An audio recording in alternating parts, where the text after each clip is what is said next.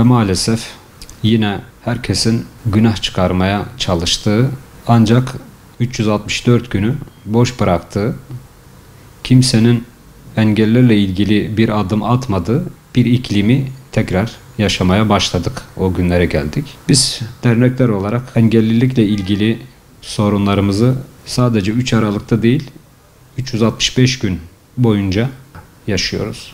Şimdi erişilebilirlikle ilgili sorunlarımız hala devam ediyor maalesef. Dediğim gibi biz dilimizde tüy bitti. Sürekli bunları dile getiriyoruz ama maalesef yetkililer kulaklarını tıkayıp gözlerini kapatıp bizi duymamakta ve bizi görmemekte ısrar ediyorlar. Biz hala fiziki olarak mekanlara ulaşmakta sıkıntı çekiyoruz.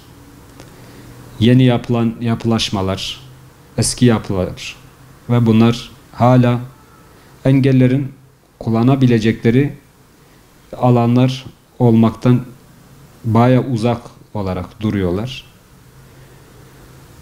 Gerek kamu binaları, gerek özel sektörün binaları, gerek kamusal alan, parklar vesaire. Bunları kesinlikle biz verimli bir biçimde kullanamıyoruz. Kanuna konulmasına rağmen belediyeler hala bu konuda direniyorlar. Biz raylarda ölmeye devam ediyoruz. Büyük şehirlerde biliyorsunuz raylı sistemler çok yaygın ve bu raylı sistemler her gün maalesef engellilerin raylara düşüp trenlerin altında kaldığı, hayatlarını kaybettiği süreçler günümüzün Türkiye'sinde yaşıyor olması bizleri son derece üzüyor. Seslerimizi duyurmaya çalışıyoruz. Biz istiyoruz ki yetkililer bunu bir hak olarak, insancıl bir hak olarak bunu bize sağlamaları noktasında çaba içerisine girmelerini talep ediyoruz. İlimizde de sıkıntılar sürüyor. Dediğim gibi biz kamusal alanda hiçbir yere ulaşamıyoruz. Otobüslerimiz, minibüslerimiz maalesef engellerin kullanabileceği şartları hala çoğu taşımıyor. İvedilikle bu sorunların çözülmesi noktasında yetkilileri artık görevlerini yapmaya davet ediyoruz. Bu ulaşamama sıkıntısından dolayı biz eğitimden de geri kalıyoruz. İstihdamdan da geri kalıyoruz.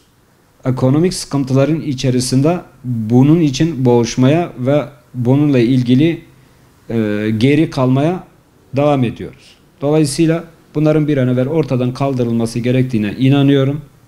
Bizim en büyük problemimiz dediğim gibi ulaşabilirlik ve erişilebilirlik. Biz sitelere, web sitelere dediğimiz gibi onlara da ulaşamıyoruz. Web siteler hala görme engellerin kullanmış olduğu ekran okuyucu programlara uygun olmayan şartlar taşıyor. Görselliğe dayalı, engelliliğin kullanımından tamamen uzak bir şekilde bunlar yapılıyor. Bu alışkanlığın da bir an evvel terk edilmesini özellikle talep ediyoruz. Dediğim gibi biz engelliler olarak sadece bir günde değil, günün 365 gününde, yılın 365 gününde biz toplumla birlikte siyasette de, eğitimde de, istihdamda da, kamusal alanda da var olmak istiyoruz. Birlikte madem ki yaşıyoruz, bunu ortadan kaldırma gibi bir görevimiz, bir ödevimiz vardır.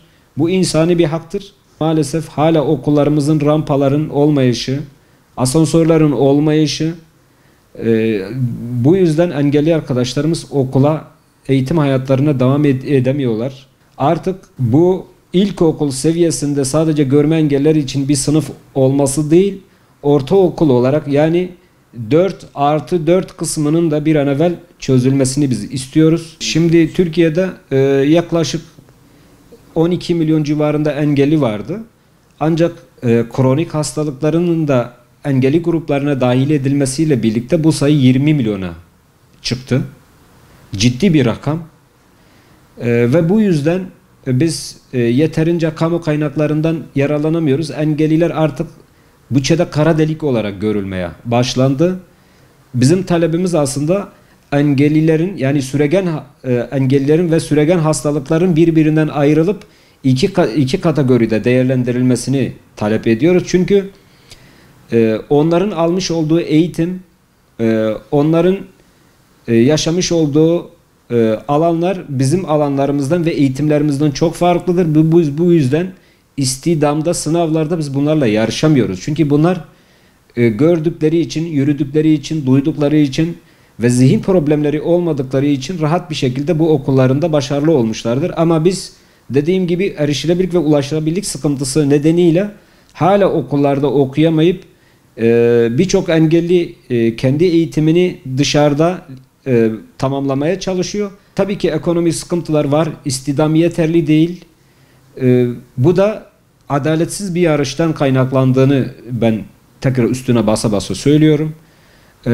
Bu süregen hastalıklar ve engelliler birbirlerinden ayrılmadıkça istidamda, daha doğrusu istidama temel oluşturan sınavlarda biz birlikte bir adil bir yarışın içerisinde olmadığımız için onlar sürekli iş buluyor ama gerçek engelliler dışarıda kalmış oluyor.